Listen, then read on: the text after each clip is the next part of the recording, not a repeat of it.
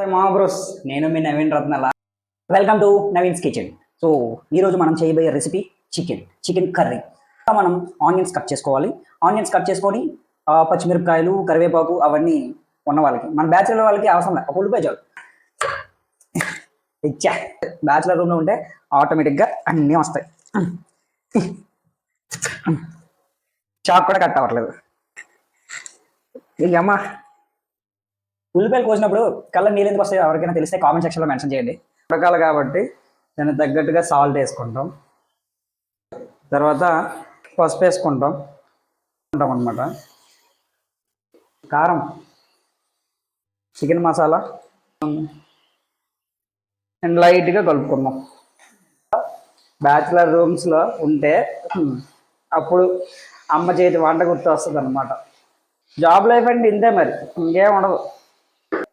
Food prepare చేసుకోవాలి, మన పనులన్నీ మనమే చేసుకోవాలి. ఆఫీస్కి పోవాలి, ట్రాఫిక్లో మళ్ళీ రిటర్న్ ఆఫీస్ నుండి వచ్చాక మళ్ళీ మనం ప్రిపేర్ చేసుకోవాలి ఫుడ్. నాకేదో తేడా కొడుతుంది సీనా.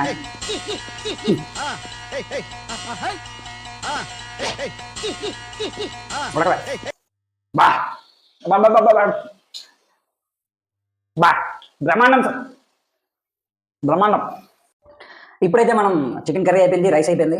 మనం వండుకున్నది ఎలా ఉందో టేస్ట్ చేసి చెప్పాం. ఓకే, వేడి వేడి రైస్, వేడి వేడి చికెన్ కర్రీ. ఓకే, అబ్బా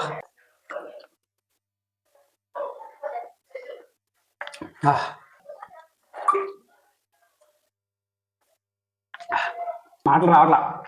టేస్ట్ చాలా బాగా వచ్చింది, ఎక్సలెంట్గా వచ్చింది. జాబ్ మానేసి చఫ్ అయిపోతాను నేను. ఎవరికైనా కావాలి కదా చూడండి, నేను వచ్చేస్తాను చఫ్గా. Top notch chicken curry super, మీరు కూడా ట్రై చేయండి. Bye bye.